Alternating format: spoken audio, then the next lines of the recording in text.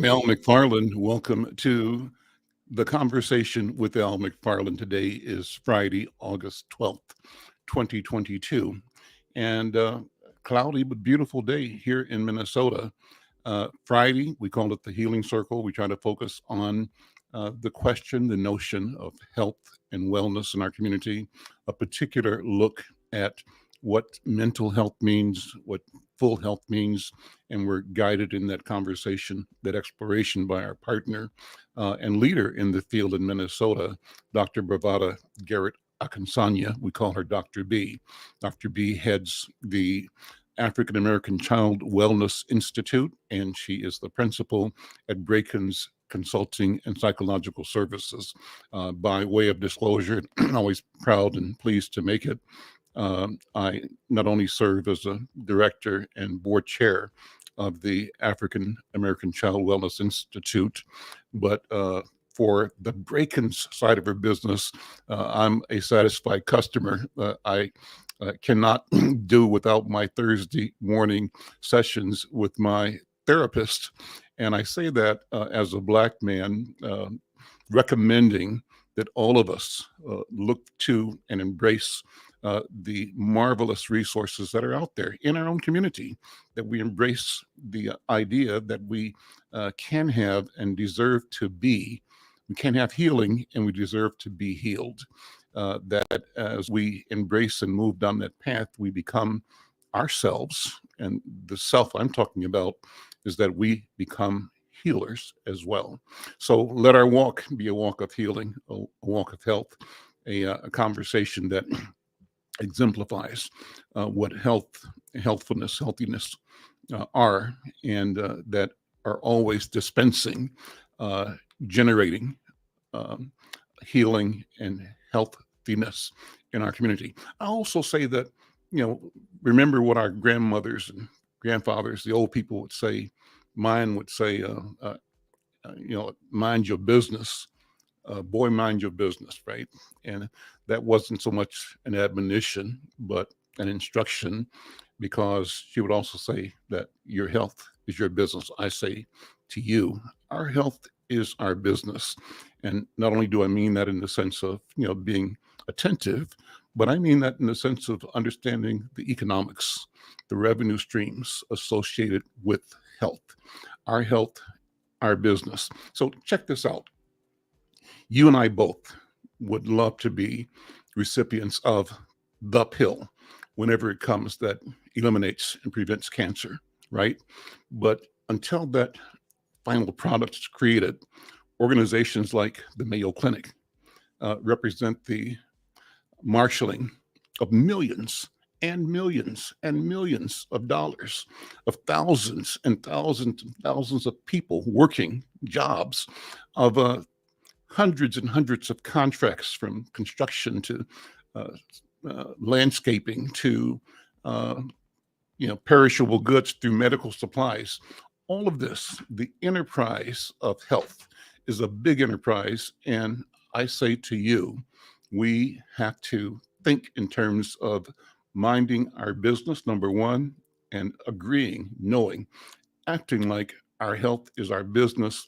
And therefore, we insert ourselves in the revenue streams associated with discovering our path to health and wellness. Well, that's my preaching for the day. We'll talk more as we go along. I hope, and I'm glad you can indulge me in sharing that point of view. Today, we have a special guest. Hopefully, Dr. B will be joining us a little bit later, but our special guest is a leader at the Children's Defense Fund of Minnesota. And that organization, the national, I believe, has created its annual report called the Kids Count Data Book. And we're pleased to talk about that today, welcoming DEBRA FITZPATRICK, who is part of the Minnesota organization, to talk about the Kids Count Data Book and the work of the Children's Defense Fund Minnesota to support children who are experiencing mental health crises. Deborah, good afternoon. Welcome to the conversation. Good afternoon. Very, very happy to be here with you today. Well, let's start by having you sort of explain your organization in Minnesota, but also national. And before we went on, you and my colleague Brenda were talking about the marvelous, phenomenal work of the leader, visionary Marian Wright Edelman. So let's talk about her as well.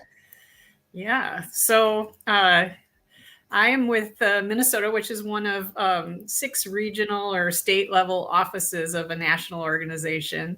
And that gives us some real strength that we are located in a variety of different kinds of states, but also at the national level. And we were founded in the civil rights movement with our elder statesperson, Marian Wright Edelman, who founded the organization in Minnesota. We came along a little bit later, but I think the vision is very much grounded in her original work as well. So I think, we are really working on multiple levels to advance child well-being in the state of Minnesota to make sure every single child has the opportunity to thrive and bring their best self forward and contribute to their families, to their communities, to our state. We do that by we have some programming. We have something called the Freedom Schools model, which is an outer school, after school, summer school program, again, grounded in that idea that kids are going to succeed when they're learning literacy through learning about their own culture and grounding in that own culture and feeling pride about that culture. We also then do work to connect families to resources. So we have something called the Bridge to Benefits tool that helps families find what they might need to make sure their basic needs are met, whether that's food or housing or economic supports. And then finally, we try to build on both of those efforts to advocate at the state capitol for our Minnesota office, at the U.S. Capitol for our national office, to make sure that we're advancing those policies that are going to create that systems change we need to make sure every kid is thriving. What are the challenges? Why have we found the need to organize the way we have? If not this intentional organizing, what would be the experience, the condition for children that we're concerned about in particular? Yeah, well, I do think that's an important piece around movement building. Children can't vote. So it really does mean that we as adults have to step up. And because children can't vote, it's extra challenging, and they don't have money themselves to contribute big money to the people who make the decisions. So really falls to us, I think a variety of us, all of us, right, to make sure that we're building that state, that country, those communities, those families that are going to give kids what they need. Okay. And the report that I made reference to, the Kids Count data book, what's that about? What's in there? Yeah, so we are part of a national network, a 50-state network that works to kind of bring data forward to help illuminate the well-being, how kids are doing across the country and in individual states. And that report comes out annually. It, again, ranks the state of Minnesota against other states on a number of indicators, 16 indicators in 4 different areas, including economics, health, education, and family and community. And we like to think of it here at Children's Events Fund Minnesota as a starting point for conversations. We know there's a lot of issues with data. There's a lot of issues with how it's collected. There's a lot of issues with how it's interpreted. I was just in another conversation where we're talking about, a lot of data focuses on what people don't have instead of what they do have. And so I do think that there's it's important that the data is, again, not an end in itself. It's really a starting point for conversations about what are we seeing happening with kids in our communities, and that it is also really important. This national thing doesn't really break down data so much by different communities, race, ethnicity, geography. And so in Minnesota, we like to build on that with our own work, which we usually publish at a different time of the year that kind of digs in a little bit deeper on some of those things and breaks down the data. Talk about Minnesota. Before we went on, we both discussed that Minnesota, by the national standards, is doing exceptionally well. It's a wealthy state. It's a well-educated state. It's a state with major multinational corporations, a state that has extremely low unemployment. It's a state that one would think is blessed by, the times to offer the best quality of life to all its residents.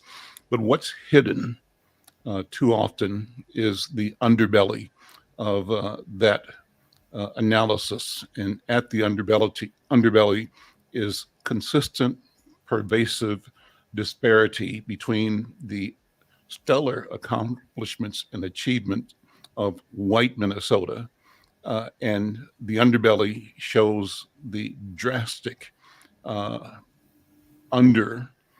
what's the right word for it? Failure, the failure of our state to fully accommodate, support all of its citizens, particularly Black and Brown. So talk about those disparities that you've discovered in the work of the Children's Defense Fund. Yeah, again, I think really important to acknowledge that while we are, we're third, according to this, third in the country in terms of child well-being. This is a consistent rank that we've had, but we know, again, when we look at opportunity gaps for our kids, that we're often, and our adults, our whole population, that we are often near the bottom. So those two things coexist. And I think it is something that we need to be continually vigilant about calling out. And in this report, Minnesota ranks third in economic well-being as a particular piece. I mentioned there's 4 different angles or different aspects of a child well-being that the report focuses on. And Minnesota ranks third, and it's driven by our third, that our ranking, we only have 12% of kids in poverty in our state. But when you dig beneath that number, that statewide average, we see that number jumps to 34% for Black and African-American kids. So that's just one example. And as you mentioned, that is replicated across pretty much every indicator. We see that, 40% of our African-American or Black kids live in cost-burdened households, which means they're paying more than 30% for rent. So, again, so many things sort of derive from that, that those opportunities, what opportunities are kids missing out on because they don't have a stable place to sleep? What kinds of opportunities are they missing out on when their parents don't have stable income? So these things really are underneath the big averages that drive those numbers. So I think there's a lot of temptation to be complacent. Oh, look at us. Aren't we great? Celebrate how great we're doing. When in fact, we know that we have so much work to continue to do. And we're just not seeing the progress that we need to see on those when we break that data down. Let me acknowledge my colleagues, my co-host Brenda Lyle-Gray, who joins me every day for this program. She's in Denver, and my friend and colleague who joins me from Bahia in Brazil, Maestre Yoji Sena. Yoji, good to see you again. Thank you for being here. And then let me bring in the partner in this enterprise, Dr. B. Before I do that, I want to say congratulations to Dr. B for her work last week and for the lead story coming up in Monday's edition of Insight News. The story is entitled The Healer, and it talks about her being awarded, recognized by the American Psychologist, is that what it is, Dr. B, Association? Which had its annual meeting here in Twin Cities, a meeting which focused on The Psychology of Equal Justice, and a meeting which also honored Dr. Bravada Garrett-Akinsanya for her healing work in our community. What a wonderful photograph, and we're proud to present you, Sister Doctor, for your work and for our relationship with you as well. And that's a great cover for our newspaper this week. So, Dr. B, I want to talk about my boss on this because I wait, not yet. Just wait. So what I want to do is go to the protocol. One of the things that we do here, Deborah, and we didn't do it because I'm not practicing it yet. I'm learning. And at some point in time, I'll be expert enough because I've studied and watched and can imitate what Dr. B does in terms of a protocol for this program. But the protocol that we use for conducting this business is important, critical, and it enables us to center what we're doing through and from within an Africana way of knowing. It's critical. So let me, with that, invite Dr. B to come on and sort of reopen the program, and we'll come back to all of the other people who are here today and people that are listening and watching from around the country and around the world. Dr. B, good afternoon, sister. How you doing? Unmute for me. Thank you, Baba McFarlane. In our culture, we receive permission to speak from our elder in the space. And we use a virtual talking stick to pass the talking stick so people can have space to talk. But we always do our work in a circle because the circle is an equal space. Everyone in the circle has an equal access to the center, which is the space of power. So because we use that circle, it is inclusive, it is representative of our equality and ownership of space as individuals by the Creator. We honor our elders because they are closest to our ancestors. We honor our ancestors because they're closest to our Creator. So through that process of love and honoring, we hold high the calling of names. We hold high the calling of hopes and dreams that come before us.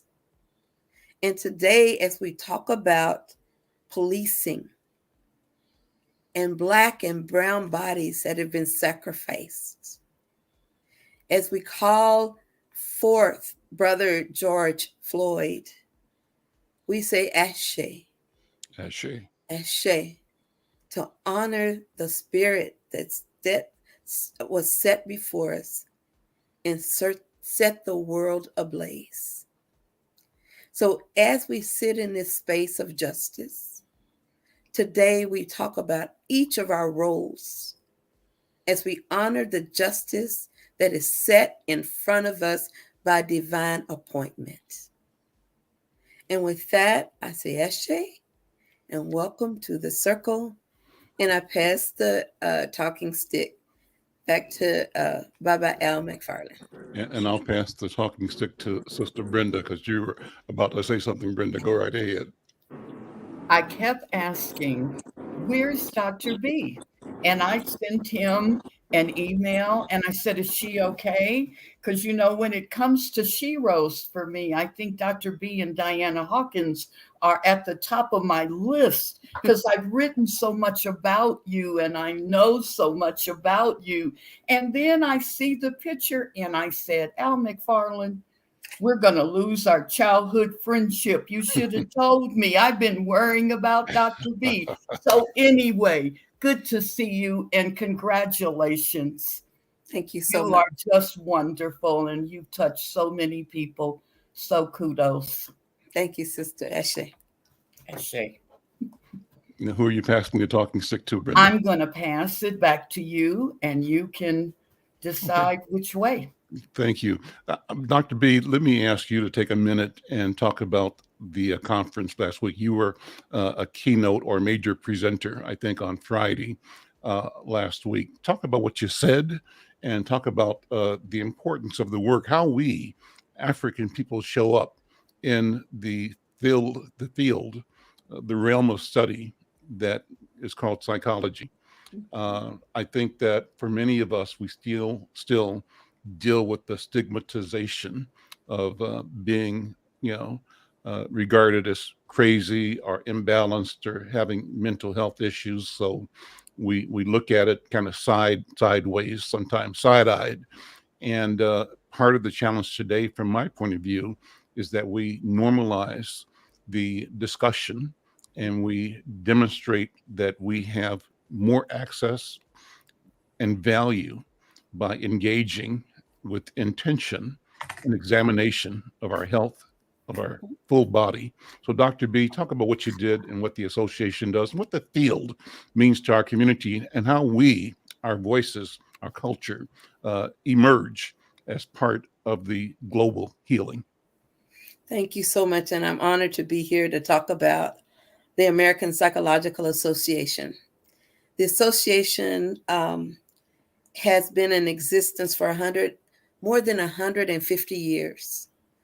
And they had one Black president in the history of the organization, and that was Kenneth Clark. And he was elected, of course, in the late 50s, early 60s, because of his work with the doll study. And so since he was a Black president of APA, we've never had another until about 3 or 4 years ago, when we had a sister who was at Harvard, and her name is Dr. Jessica Henderson Daniel. She was the first Black woman to be president of ABPSI. And after her came another woman, Black woman, Dr. Rosie Davis. And after her, listen to this, came a brother from Jamaica, Dr. Fred Worrell. And now we've had our youngest president of APA, another Black woman, Dr. Tima Bryant Davis. So it's as if that plexiglass ceiling was absolutely shattered.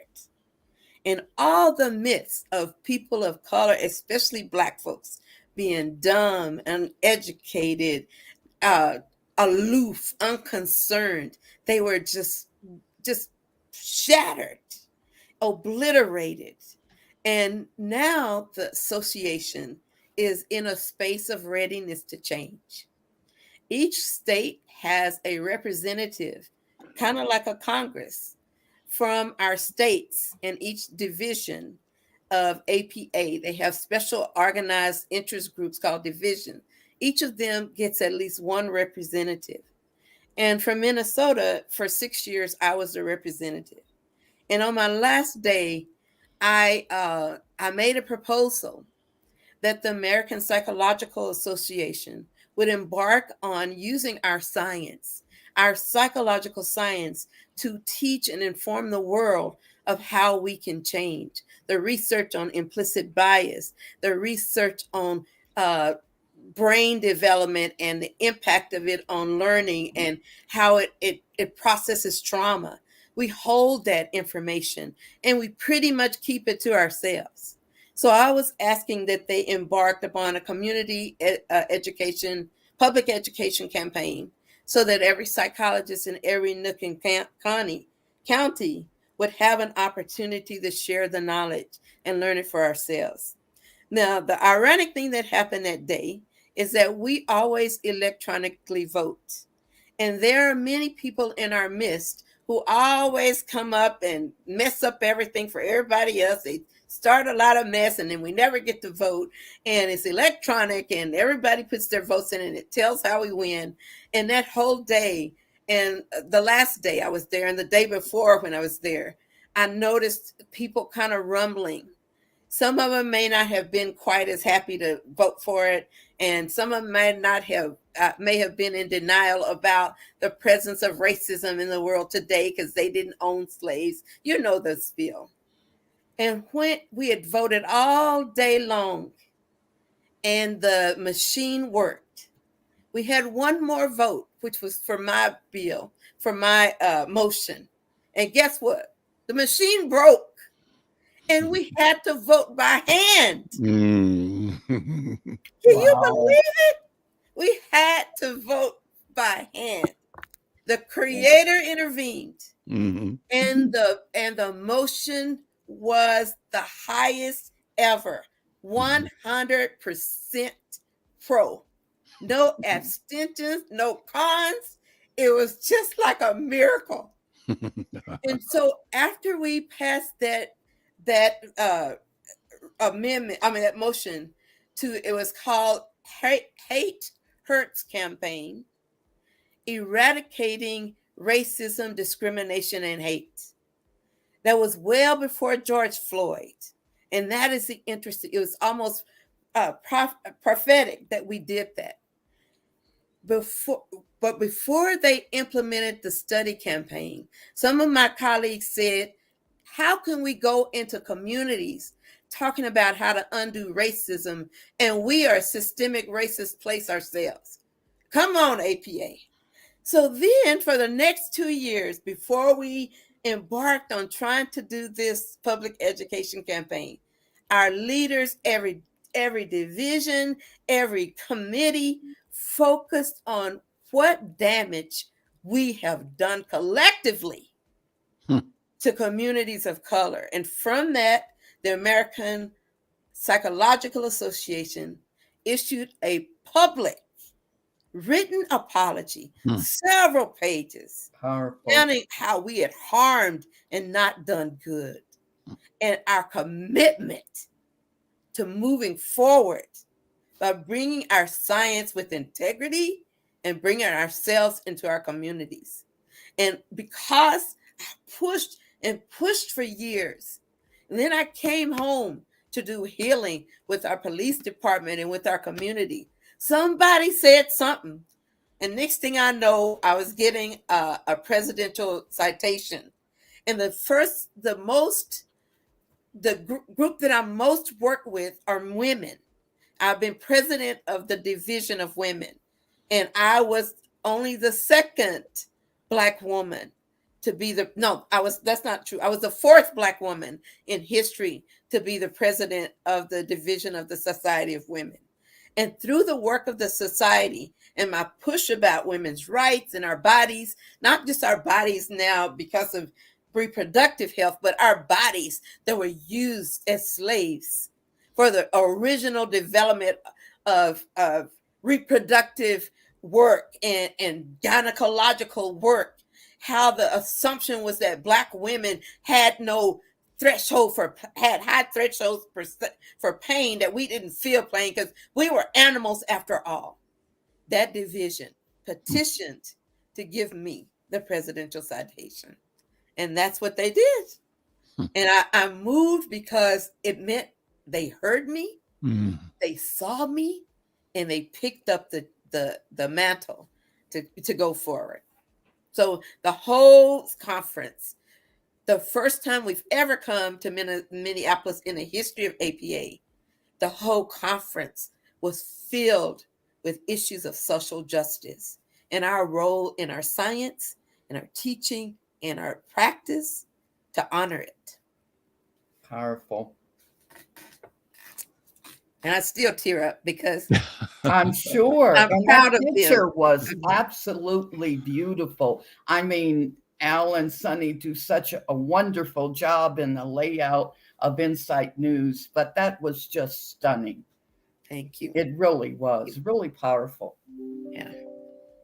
And it was nice to be on the stage with some very big wig researchers and CEO of APA. It was nice to be in that highlighted space where everybody comes. It's called the main stage. And people come, thousands of people come, and they come to hear the truth. And that's what we all spoke. So, Okay. so Dr. B, Psychologist is getting well. Dr. B, let me ask you and Deborah to talk about the damage that has been done, because I think I don't want to dwell on it, but we got to acknowledge it, right? And the pathway to healing has to be to enumerate the failures, name it as a failure, and blame the failees, right? The people who embraced and caused with intention, and often bad intention, the failure. I wrote something this past week.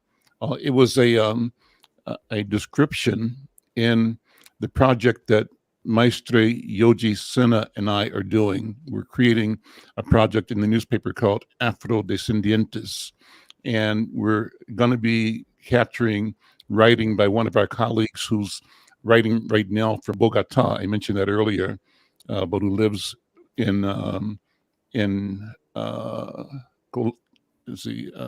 Venezuela, Barlovento, and he's done a series of essays on the Afro-descendant diaspora, Spanish-speaking, and because Maestre Sena is in Bahia, Brazil, that huge Afro-Latino population that speaks Portuguese, right?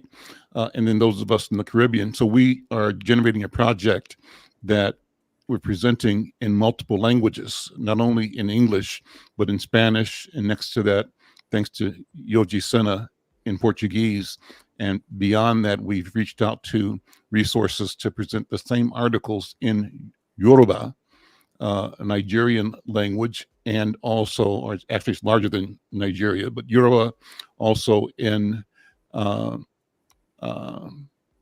Somali, because of the large Somali presence here in Minnesota, but also in French at Yogi's suggestion, because Francophone Africa is huge.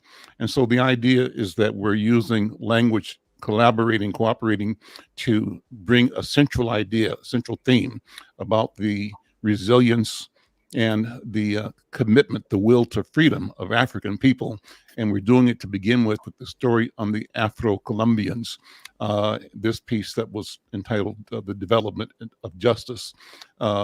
And again, thanks to Brother Yogi Sena for creating that. Well, in this description of what I said we're doing, I described that our work is in part to illuminate and create a discussion about the criminal enterprise that slavery, enslavement, that the trafficking of human beings by anybody's standard, anytime, represents. You have to name it. And so that's what this whole soliloquy was about. This aside was to say, Dr. B and Deborah, it's important to name the damage. And we can't just say, oh, it was slavery, everybody did it, it was okay. No, it was not okay. That's right. And even if everybody did it, it still was not okay. And we have to say that in towards moving towards healing. So Dr. B and Deborah, talk about how the institutions have failed our people and children. So let me pass the talking sisters to Sister Deborah. I heard her when I was backstage talking about justice and disparities. And so I'd like to just give the sister the talking stick. Here you go. All right. Thank you, Dr. B.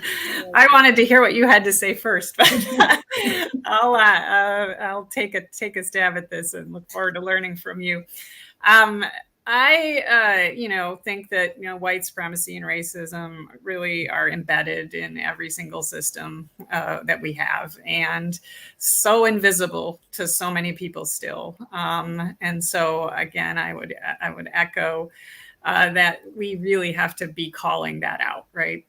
We every single number that we bring forward in Kids Count is embedded with that history. When we look at 40% of kids living in housing, families that have cost-burdened housing situation where they're paying way too much for rent, we know that's in the redlining, and it goes even further back than that. And that, that has built on itself over time, and why it's so resistant to change, why we can't see these statistics getting any better.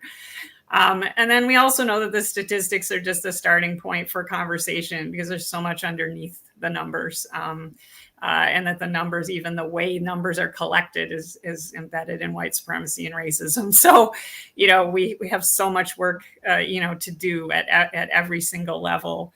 I do think that also, we often get in this kind of deficit mindset when it comes to these kinds of things. So I think thinking about how are we bringing forward that harm, whether it's, poverty rates, for example, how can we bring that forward in a way that recognizes that it's incredible what families do in spite of, what kids do in spite of the barriers that having that, income situation, having unstable money, how much ingenuity, how much fortitude, how much persistence it takes to survive and thrive and even still be here, despite all of that. And so I do think there's that balance and struggle about how we focus on the harm, but also acknowledge, the incredible strength.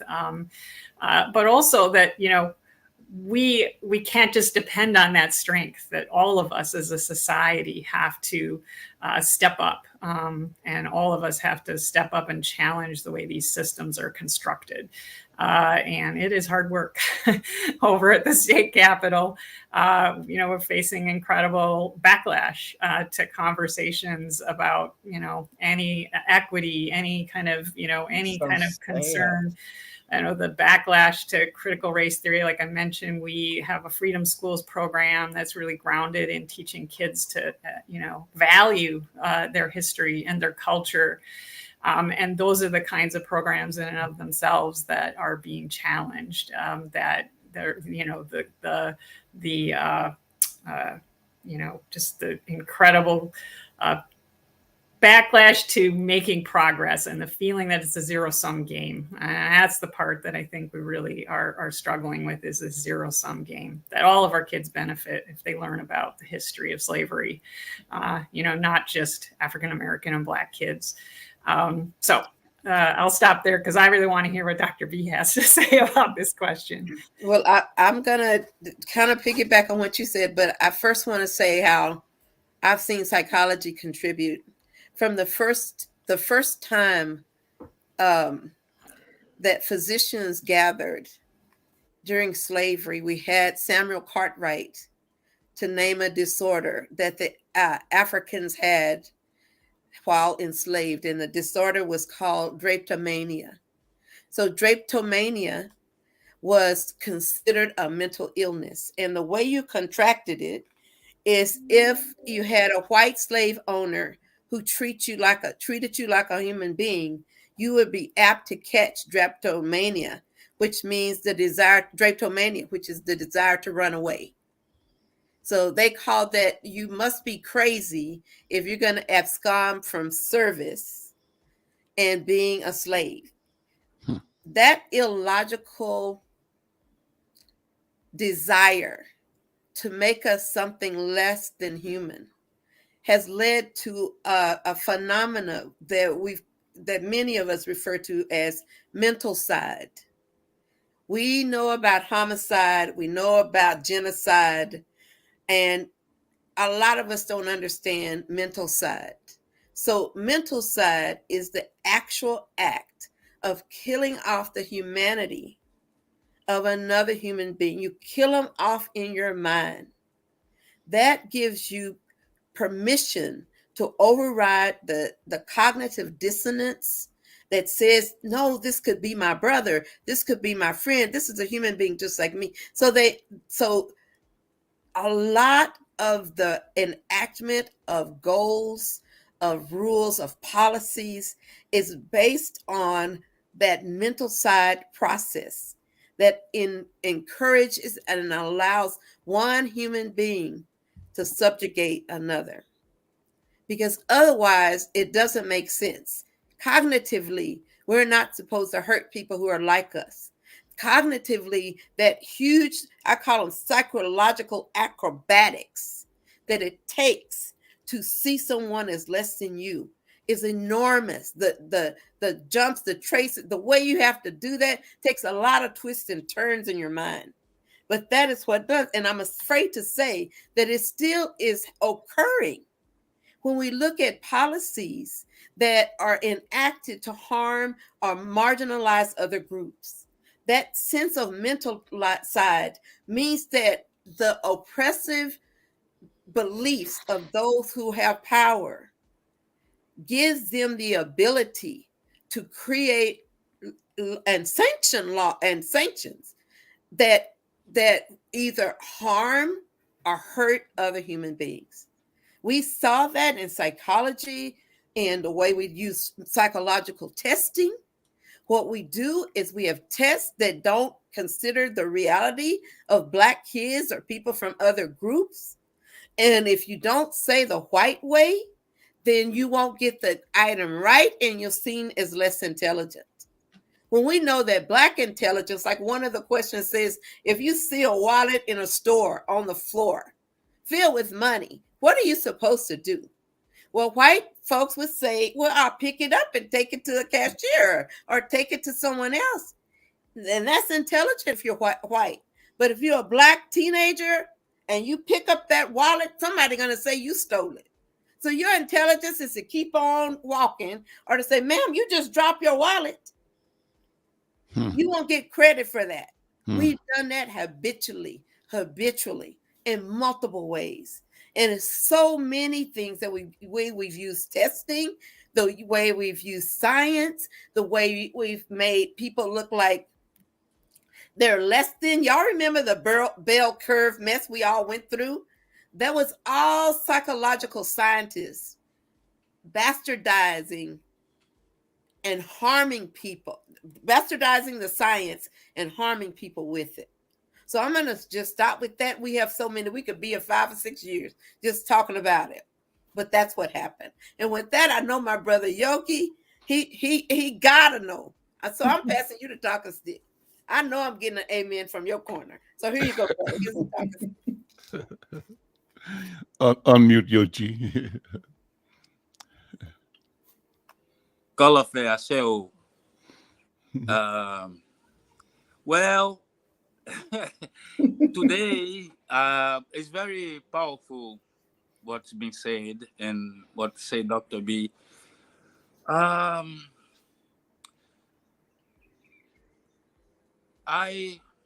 really right now reticent of really express what I'm thinking for fear of offending. Because certainly that's not my intention. And I know that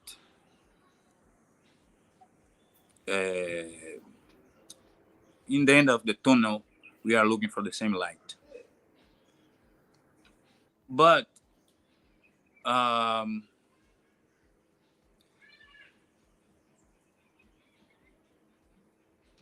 surprised me. I was thinking while this Dr. DEBRA, I don't know if she's doctor or not, but was mentioned certain of the things she say. Was running through my mind. How can she relate to some of those sufferings and traumas that is being described? Having her background, and I might be wrong assuming, having her in certain ways sheltered upbringing. So I am not generally very hostile to Caucasians, but that's what came in my mind at that moment. How can you relate to our experiences and be in a position of helping us to overcome those issues? What are the intersectionality between your experiences and our experiences of, for example, these are the 4 members that is in the group.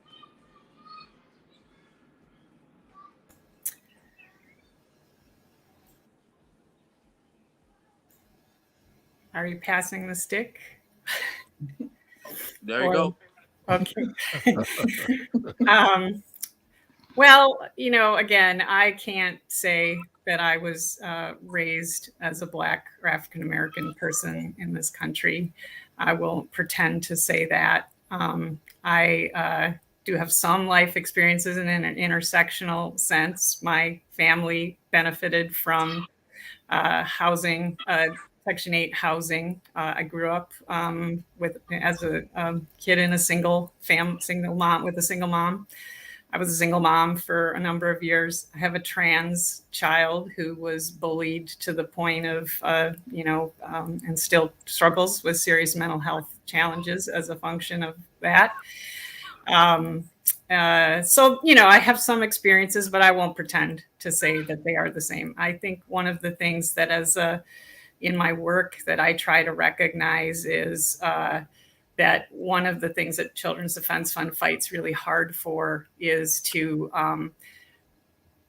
create policies that send money back to communities so that they can make the decisions about what is going to make sense. What are the solutions? How do we address the challenges that our kids, our families face? Because you're right, I don't know. I don't know in my heart all of those challenges. I think that the most important thing is to, again, get out of the way in some ways and direct the resources, the immense resources of the state of Minnesota to communities themselves. I guess it's a form of reparations in some way, shape, or form to say families know best how to. We also fight a lot to get rid of all of the structures that create deservingness traps in our systems, to get more financial support to families in a way that allows them to make the best choices for themselves and for their kids. Because I don't know what those are, and I can't know what those are, but I do believe in the power of families to make good choices for themselves and their kids if they're given the opportunity. So I really appreciate you bringing that forward and acknowledging that. I acknowledge it too. I am not.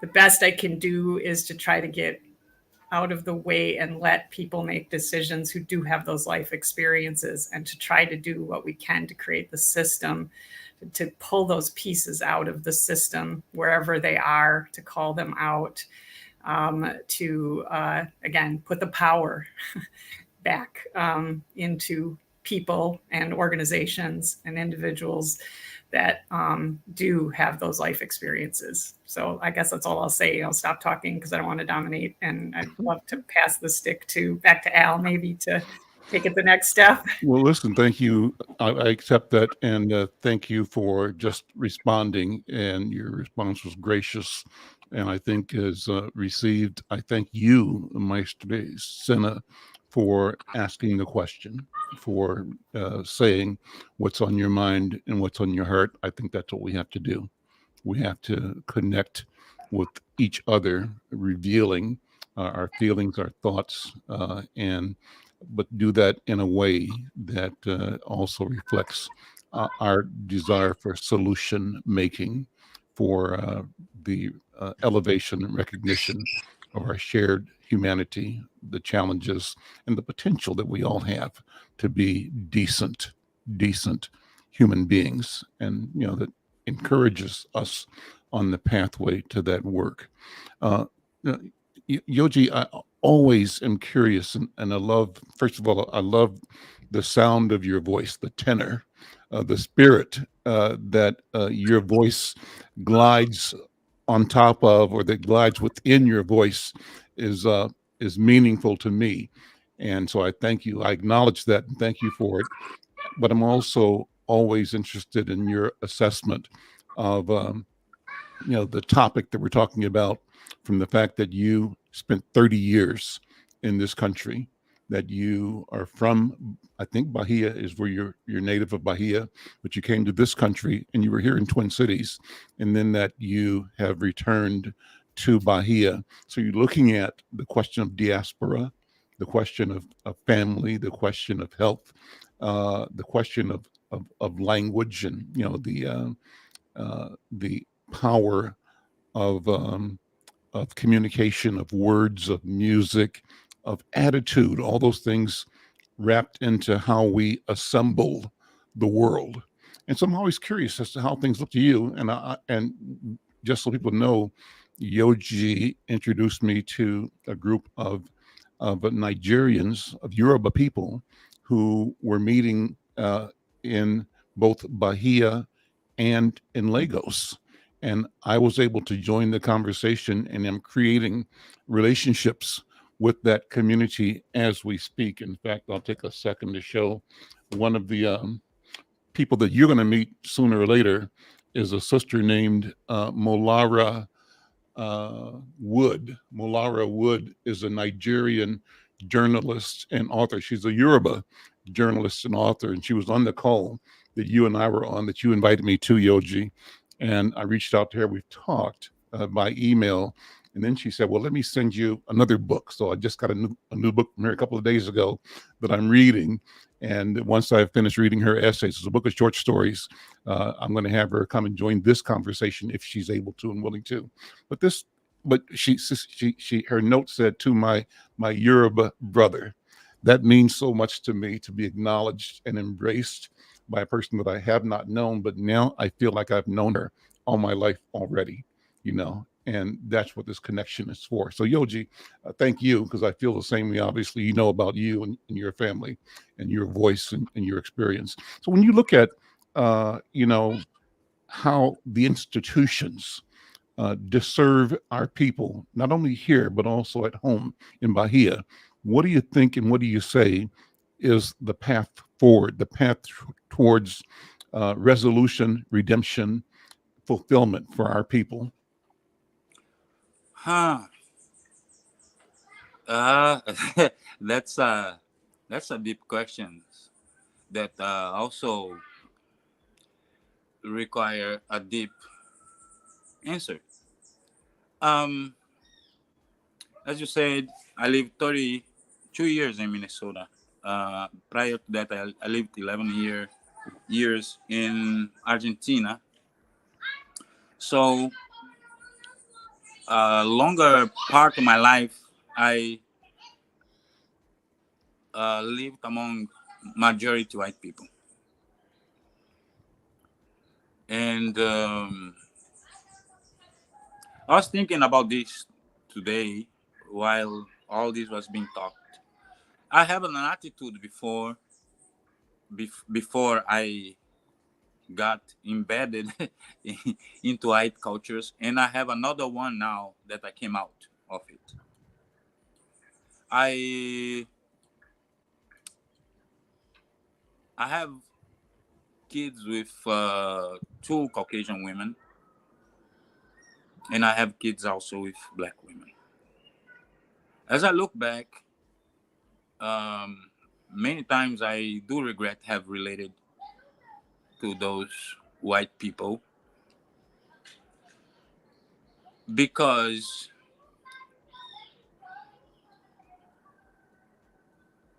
I perceive them as allied then, or less stigmatized by the projection of racism that is peculiar to that kind of people.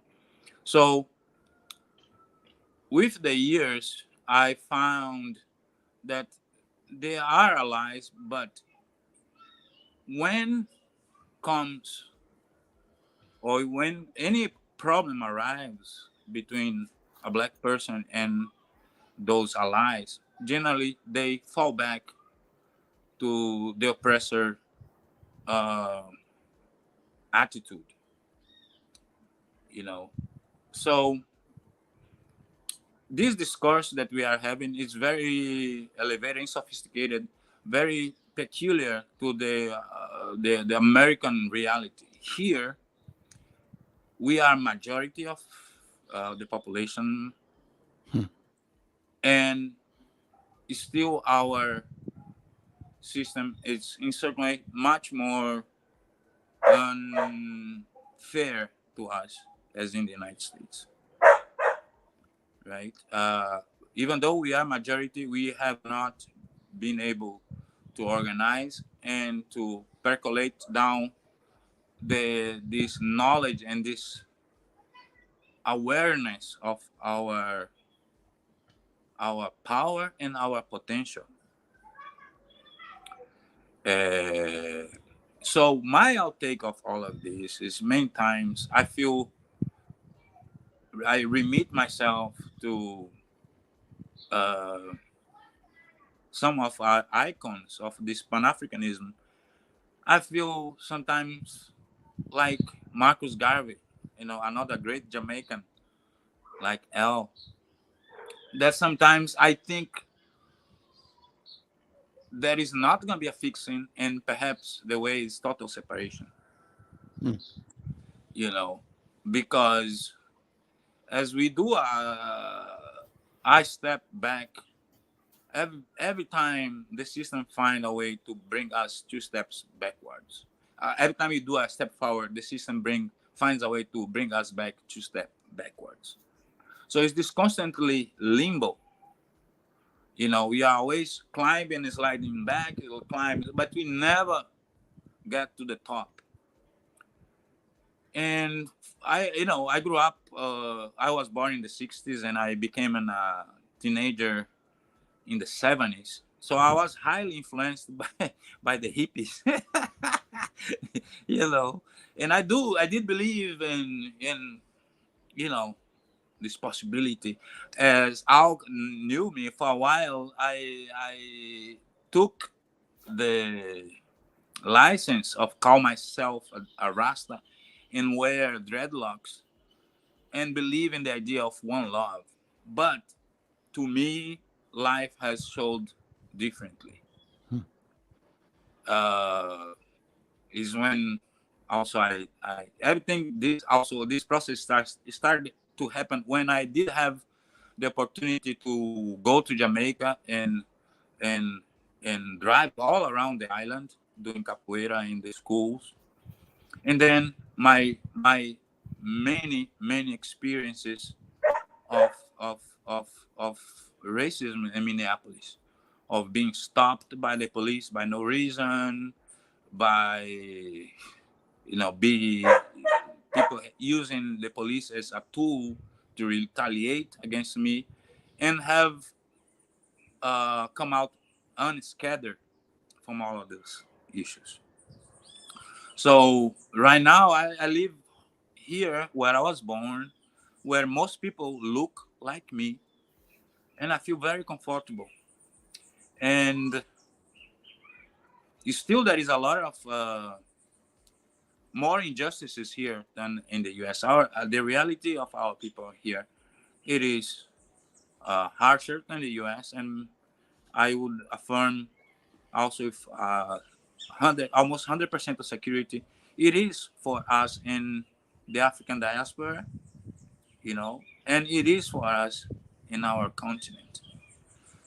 So how my outlooks depends. Some days are very pessimistic, but some other days are a little bit more optimistic. For example, Dr. B, her introduction, I noticed her emotion in the opening. I might be wrong, but I felt the proximity of tears because I was in that way by what you said. And at the same time, I could not run away from feel cynical in certain moments about certain statements that was given. I do not sound hostile or aggressive, but that was my feeling. The way forward is perhaps still keep believing that one day we gonna come out of this limbo and keep trying, right? I know that a solution is to give up. That's not a solution, but it's to keep trying, But I believe that we have come to moments that we do not need allies, because I understand that, Miss Deborah, you might have experiences of poverty that can be the intersectionality among some of us. But for myself, I didn't grow up poor at all, but I have felt such uh, negativity from the overall system just for being black. And that's what made me really, with time, realize that I am a poor black man, even though I could have studied, I could have a car or not, but still always gonna be seen as one potential threat. So I think the path forward is us to strengthen ourselves, strengthen the links among ourselves. This idea of Pan-Africanism that comes from Leopold Senghor, Aimé Césaire, Frantz Fanon. It's what Brother Malcolm X realized, in the end of the day, is that we do need to strengthen and create Pan-Africanist institutions. Principally, is the question of mental health. Mental health, is the silent consequences of all of this that's been happening to our people from the last 500 years.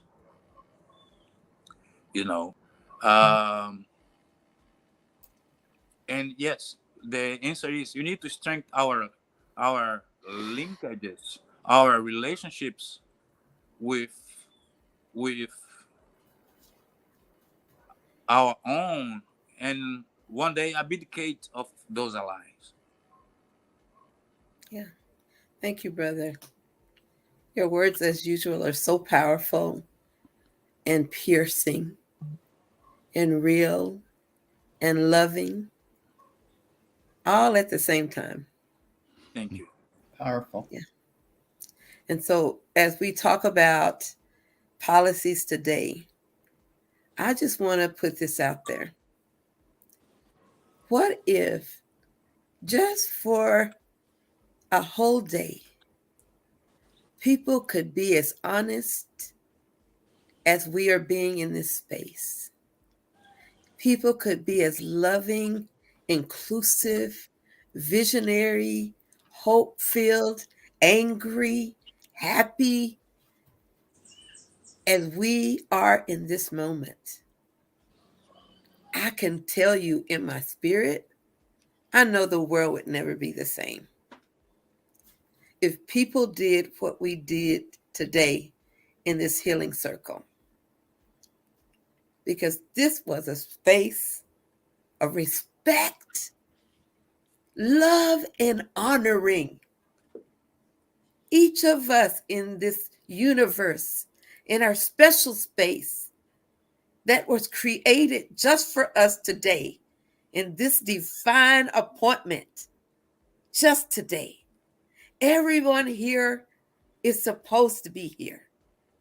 Everyone who learns from this is supposed to learn from this. So as we are instruments of our Creator's will, because we give way to reverence of each other as human beings on this planet. Because we do that, I frankly believe the Creator looks down and says, that's my people. That's how you roll. That's why I made you. So you can speak with that fierce voice. So you can talk to agencies and policies and institutions, so you can be the narrator and the writer, the historian of those moments, that you can facilitate healing. That's what this was today. The way healing works. Thanks to my brother Al McFarlane. That's how we roll in the healing circle. Motumba, Motumba. And that was Marion Wright Elderman's whole for decades. And the only thing, Deborah, I could think of was, how do we get this information of the types of experiences that you have at the Capitol, the backlash, the 87% white teachers who teach 50% Black students, and they don't understand a thing about what Black parents go through. I raised 2 girls alone. I could write encyclopedias about what my children went through and how many nights I cried when they were kicked off of a school bus and spit on, or when I fought the Klan. They don't know. And somehow these 87% white teachers have to understand the children and the families that they are dealing with on a day-to-day basis. And they've got to love in a way that they've never loved before. And COVID and the spirit of George Floyd hovers over us and demands that we listen to experts like the 2 of you who have, and this one, Senna, I mean, unbelievable what we've learned from this young man in just a short period of time. So I'm just kind of like Dr. B. I'm overwhelmed as a former educator of almost 40 years and gone through it with my students and my daughters. So, and I have always loved Marion Wright Elderman's work. She started out in a tough era, and she was determined that the poverty that children were facing had to stop. And I don't know how old she is now, but her spirit was here today. It really was. So I'm like you, Dr. B. It was a powerful, powerful healing circle, but it always is. Let me close. I was reaching for this that I shared with you before. This is the book by Aikwe Arma, born in Takoradi, Ghana in 1939. He has books called The Beautiful Ones Are Not Yet Born, The Healers, Osiris Rising, The Eloquence of the Scribes, Remembering the Dismembered Continent, and others. This book is called What Net Shemsh, Myth, History, Philosophy, and Literature, The African Record by Aikwe Arma. And in the end, he talks about this notion of the way of companionship, the way of companions. And he says, and the reason why, Dr. B, what you do in ordering our meeting, the protocol, right? He addresses that when we understand our myths, we recognize our way of life and can move forward along it. A myth is a pithy, economical narrative. It can encrust an eon of meaning in a seemingly simple nugget.